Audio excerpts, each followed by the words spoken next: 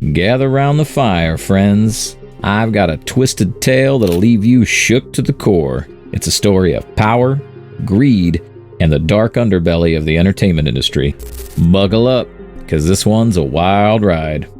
Let me start by introducing our main character, Sean Diddy Coombs.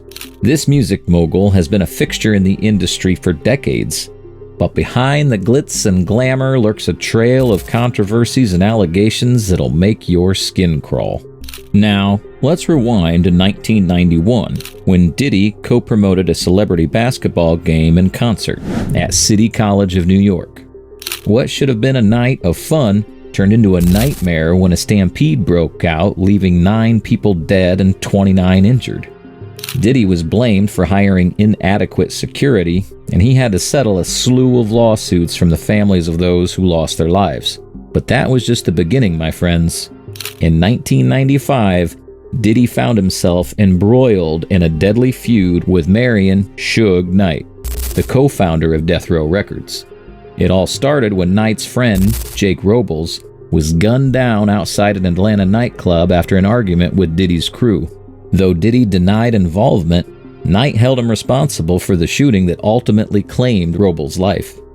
Flash forward to 1998, and Diddy had another altercation, this time with Steve Stout, Nas's manager at the time. Apparently, Stout made the mistake of sending MTV a version of the Hate Me Now music video that depicted Diddy as Jesus Christ being crucified. Enraged, Diddy, along with 2 other men, allegedly barged into Stout's office and attacked him with a champagne bottle, breaking his arm and jaw. But the drama didn't stop there. In 1999, Diddy found himself in hot water again after a shooting at Club New York. Prosecutors allege that Diddy, along with his signee, Jamal Shine Barrow, drew guns and opened fire in the crowded club, injuring 3 people. While Shine was convicted and sentenced to 10 years in prison, Diddy walked away a free man, acquitted on all charges. Now, let's fast forward to 2013 when Diddy allegedly got into a scuffle with none other than J. Cole at an MTV VMAs afterparty. Rumors swirled that a visibly intoxicated Diddy tried to pour a drink on Kendrick Lamar over his infamous Control verse, and J. Cole stepped in to defend his friend, leading to a physical altercation. The following year, in 2014, Diddy allegedly punched Drake over a beat dispute, though he later denied the claims, insisting that Drake was his friend. In 2015, Diddy found himself in hot water again, this time with a UCLA assistant football coach named Sal Allozi. Apparently, Allozi had the audacity to scold Diddy's son, Justin, during practice, and Diddy wasn't having it. He allegedly confronted Allozi in his office, leading to a physical altercation where Diddy allegedly swung a kettlebell at an intern. But the accusations didn't stop there. In 2019, Diddy's ex-girlfriend, Gina Hune, came forward with allegations of physical and emotional abuse during their 5-year relationship. She claimed Diddy had stomped on her stomach, punched her in the back of the head, and constantly compared her to his other ex, Cassie.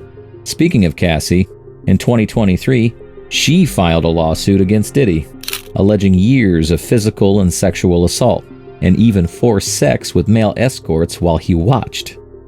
The lawsuit also claimed that Diddy blew up Kid Cudie's car to deter him from seeing Cassie romantically. Diddy denied the allegations, but the two eventually settled out of court. Amidst the deluge of lawsuits, Tiffany Red, a Grammy-winning songwriter, corroborated Cassie's allegations in an open letter, detailing her own experience with Diddy's alleged abusive behavior. But wait, there's more. Just days after the Cassie settlement, a former Syracuse University student sued Diddy, alleging that he drugged, sexually assaulted her, and recorded her without her consent back in 1991. And if that wasn't enough, another anonymous accuser came forward alleging that Diddy and singer-songwriter Aaron Hall took turns sexually assaulting her and a friend in 1990. As if the allegations couldn't get any more disturbing, a third Jane Doe filed a lawsuit in December claiming that when she was just 17 years old in 2003, she was seriously sexually assaulted by Diddy, his former bad boy president Harvey Pierre, and another man at Diddy's studio. The lawsuit alleged that the men plied her with drugs and alcohol before assaulting her while she drifted in and out of consciousness. But the legal troubles didn't stop there for our man Diddy. In February 2024, producer Rodney Lil Rod Jones sued Diddy for $30 million, alleging sexual assault and claiming that Diddy had repeatedly groped him and attempted to groom him into accepting a homosexual relationship while working on Diddy's album, The Love Album. And just when you thought it couldn't get any wilder, law enforcement officials raided Diddy's homes in Los Angeles and Miami in March 2024, with the Department of Homeland Security leading the investigation. It was a scene straight out of a crime drama, with footage showing two men in handcuffs sitting outside Diddy's Miami mansion. Now, I'm not one to jump to conclusions, but that's clearly not the kind of attention an upstanding citizen once kicked up at their homes. When the feds come knocking like that, you know they're sniffing out something rotten. Of course, Diddy's camp will surely play it off, maybe spin it as a misunderstanding or whatever.